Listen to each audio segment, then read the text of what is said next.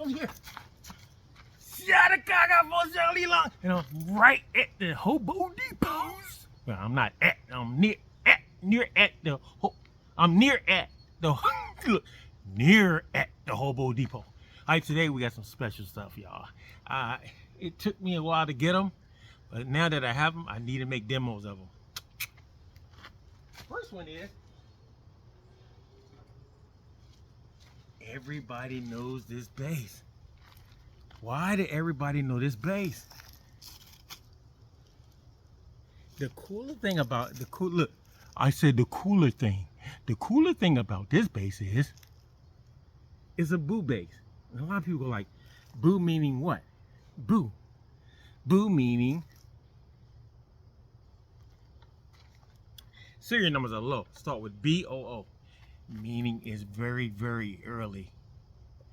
Very early. Alright, so you can see all the things I've done to it.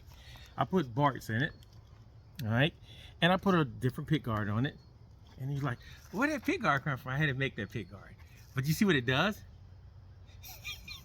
Look, how cool is that, man? Alright, I put a an all deer preamp in it. It has an all deer in it. Ooh, all deer.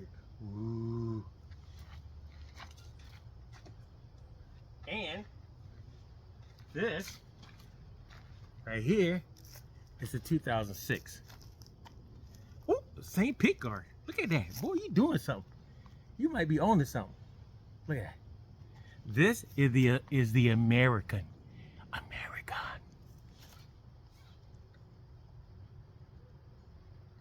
How rare is this bass? Let's see. Very. Well, they're not as rare as you think. They're rare enough to say that's a very expensive bass to be a jazz bass. That is up there with the boutique basses prices. Starting at ranges 45 to, I see them go up as high as maybe 6, I think. That's crazy to me, but yeah, that's what it is. They're very rare. That you can find them online, and they come in Mexicans, and they come in Indonesian. No, just Mexican, I think. They used to be Japan. Like, this is Japan. This is real Japan right here. But this is one of the first boo basses. What I want to talk about today is why these two basses are what they are. All right, first of all, a lot of people are having issues with this bass. Let's plug it in. And I'm going to tell you what the issues of people having. I had them also. This is probably I would say this is the 5th one that ever came to the shop. And probably the third or 4th one I ever owned. I own this one, but it's probably the 3rd or 4th one I ever owned. And I'm gonna tell you why I had so many. A lot of people say they hit and misses. They're not hit and misses by no means. It's that you cannot put any kind of preamp in them and make them work. First of all, they're coated in polyurethane. They went back to the old vintage days. That's poly. This coating that's on it is poly. To me, I think it's poly. If it's poly, means it's choking. The bass is choking. And how do you get it to unchoke? You can put all kinds of preamps in it, all kinds of pickups in it. You can order custom preamps, custom pickups. It is not gonna make it work. You have to actually figure out what works well together, and normally it's not what you think it is. Let's put it that way. All right, so when I got this bass, I had Delanos in it, and they talked funny. I had Delanos and I had a Tone Monster in it. The Tone Monster was beasting, don't get me wrong, but it was beasting too hard, and the Delanos are a different voicing, and when I put them together, they wouldn't marry. All right, so I had to take them out. So I put I ended up putting what else did I put in? I think it was Lindy Fralins. I put Lindy Fralins in. It was too warm, way too warm with the all deer. So I ended up taking out everything. This is what I did. I ended up taking out everything.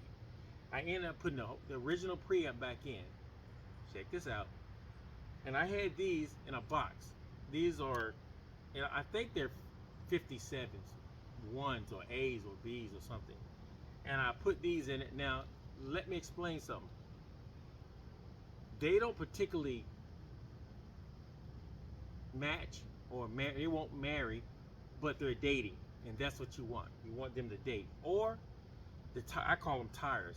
So your tires are now gripping the road because your engine is definitely throwing out the heat, and your tires and your transmission. Your engine is definitely throwing the heat out, the power out, and the transmission is transmitting the power to your tires. And so your tires have to actually find a grip and make it go on. So I found these. They're not what I particularly want in here, but they sound amazing for what they do. They're not head cutters, and everybody try to put head cutters in these basses. It won't take head cutters. Aguilars and high-end Nostrands and stuff like that. It won't take it. It'll take it, but it just sounds kind of crazy. I'm just saying. This is just my opinion. All right, so today, the regular preamp, I got the original preamp that came in it, the original Fender preamp. So it has active and passive. It has volume, treble, and bass. That's it. Volume, treble, and bass. So I'm coming through. I picked out the most, unusual head. So I'm using a PF350 Ampeg, and I'm using my. Let me move this out of the way. So I'm using my BBC. All right, BBC is a very unique cab. It's not for everybody, but it's for me right now. Look, and for a while now. So I have everything pretty much darkened. The only thing I have lightened up is the treble. I have it just past D10. I normally don't do that, but the bass is not. The pickups and the preamp are not shooting out a whole lot of treble. I sort of say haircut, but that's not what I do. All right, so everything else is dark though. Bass is dark, mids are dark. Treble is the only thing I got one click past D10. I normally don't go that far, and I probably can go back more because that's just the way I play. So here we go. Rear pickup first, nothing on. Is the preamp on? Preamp on? Nope. Without the preamp on.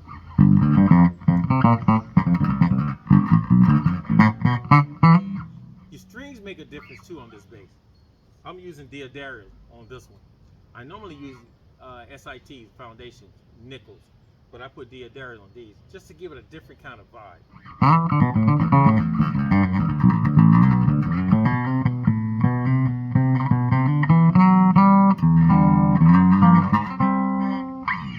All right, front pickup.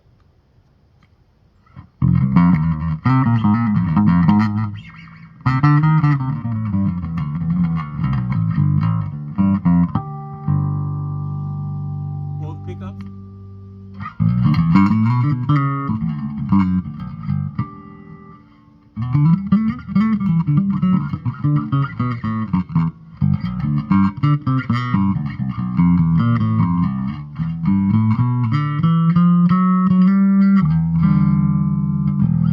Okay, now I'm gonna turn the preamp on and just use the rear pickup, and we're gonna go.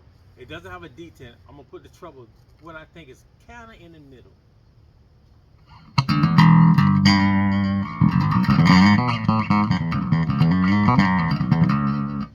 Front pickup, treble still in the middle, no bass is on.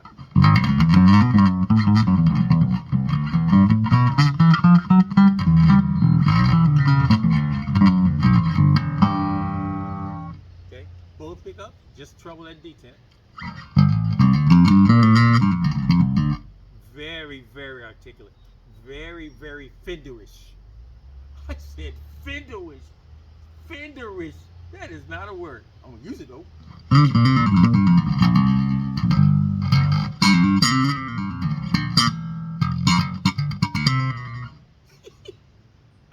got something though. I think they're dating, but they're serious about each other.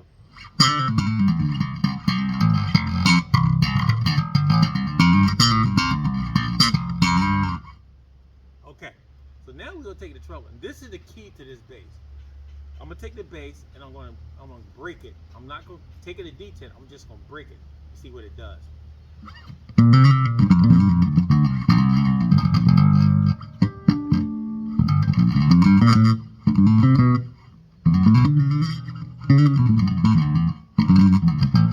Yeah, yeah.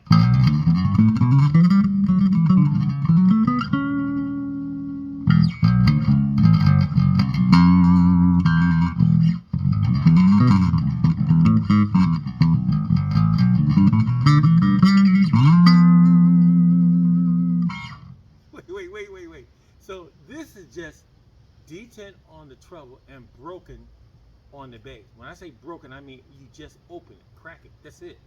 Now, as I go deeper, the bass will get deeper and the treble will get more. But you got to understand that you have to find the right marriage to do that. Every pickup and every preamp that you throw in here may not work. You just have to find what marriage for you. Now I'm going to take the bass to D10.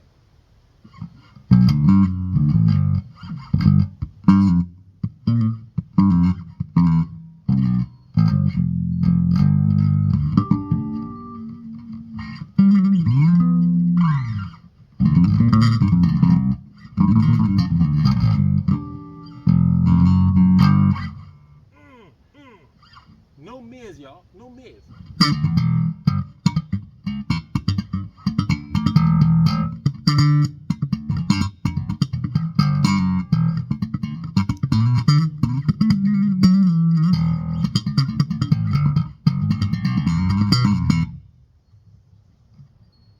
Alright, so just think, this is what you're hearing now. I just got the treble on D10 and the bass cracked. Maybe a little bit close to D10. I don't have to keep playing this because you already can hear how it sounds.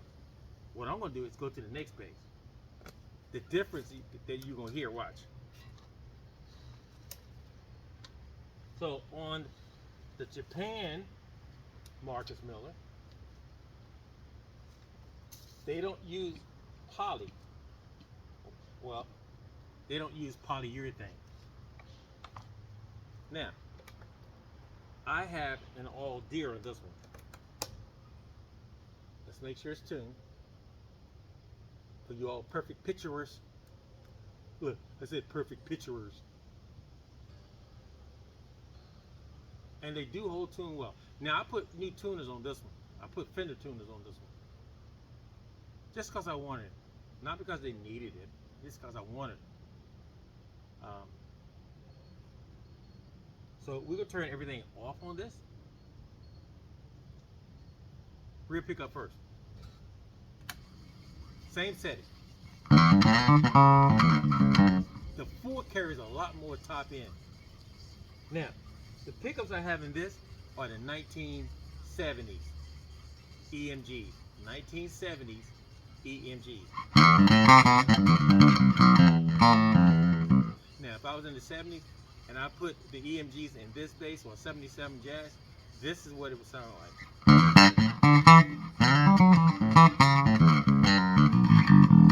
Front pickup.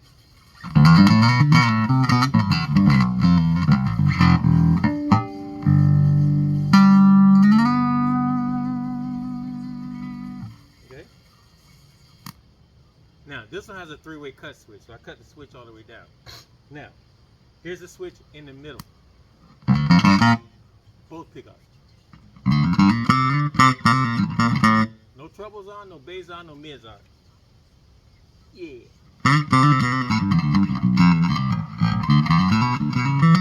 Now this doesn't, like I said, this doesn't have polyurethane, so it has just a regular clear coat, and so the bass sounds and reacts a whole lot differently. Okay, so that's both pickups. Now we're gonna take the mids, low mids, and we're gonna turn the low mids on.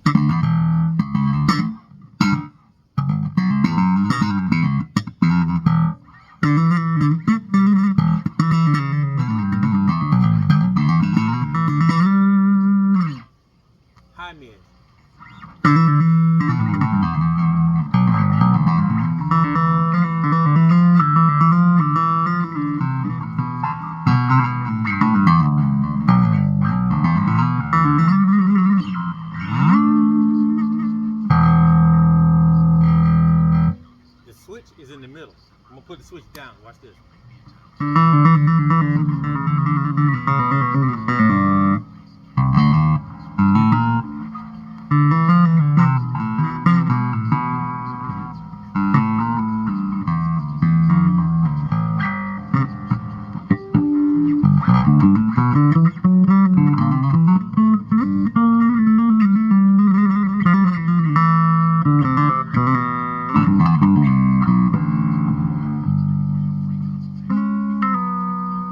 Okay, so now we're gonna take the bass, bring the bass in the D10. Check it out.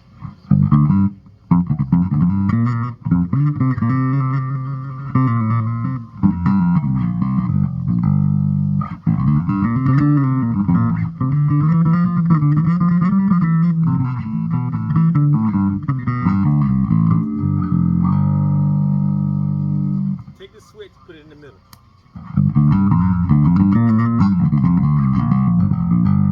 All the way to the top.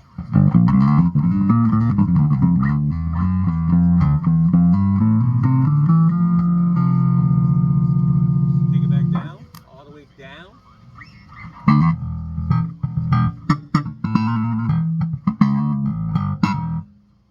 Take the switch, put it in the middle.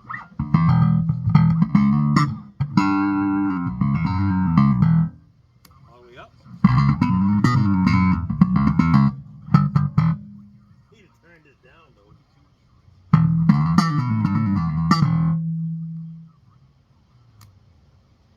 So we're gonna take all the mids out. I'm not much of a mid guy, but I do use them. So we're gonna take the treble, open the treble up to D10.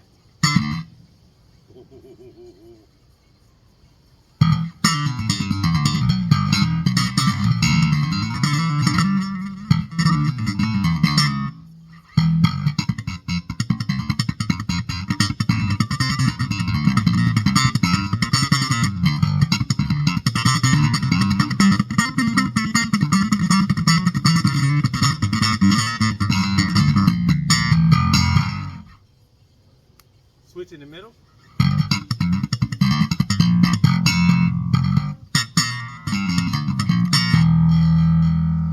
Up top.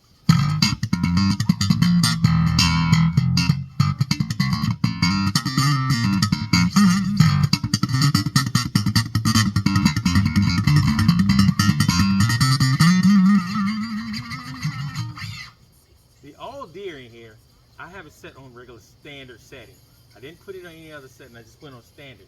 So when you click your mid control boost, it takes into another kind of setting. But if you go inside and reset it, you can set it about 8 to 10 times. I just got on standard setting, whatever they sent me.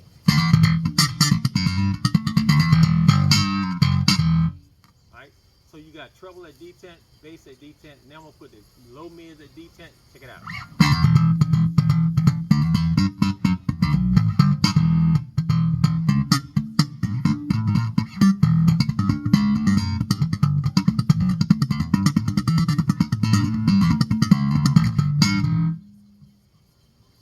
High mids at D10. Check it out.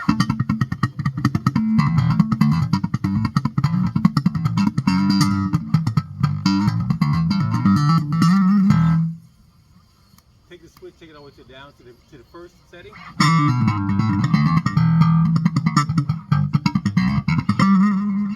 Second setting.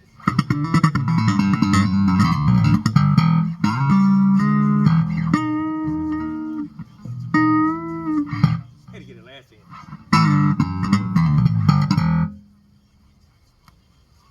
Rear only.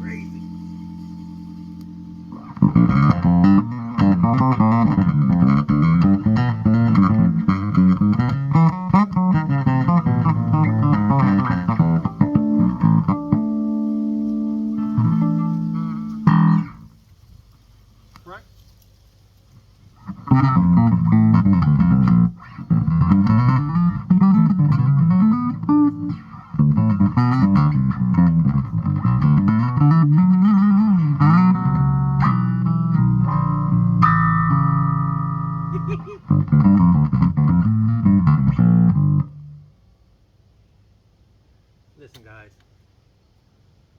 The difference between each one of these basses is day and night. I don't care how you look at it. It's day and night. I prefer the 4 because it's lighter. It carries a lot more zing. The 5 is incredible for jazz. If you're doing jazz stuff and you need a top end every once in a while, it's there. But basically, the feel of the neck on the 5 is beyond incredible. I never felt another Fender that felt like this bass. On the 4, it's tremendously super fast. The different coatings make a difference. I don't care how many people tell you it doesn't, but it does. The coating on the 5, if that was on the 4 would be a little bit more darker, more vintage sounding, more darkish. That's not a word, darkish. It'll be more darkish. Now, guys, thank you for coming by my site. Please keep praying for the Hobo Depot and the Queen and I and our home, and that the Hobo Depot remain open, that it will be a watering hole for many people like you. Keep calling me, guys, if you need any information. Don't cost you anything to call me. Plus, most of the time we talk for an hour and a half anyway. Look, about anything. Come to find out, we kind of like each other. And we went through the same experiences. But God has actually blessed me to know you guys, a whole lot of you guys. And then you new guys is coming on. God's going to give me an opportunity to bless you too. All right, so once again, guys, thanks for coming by the Hobo Depot. And I must say before I leave that I don't know where Hootie is, but Shadakaka for Hootie and me. Peace.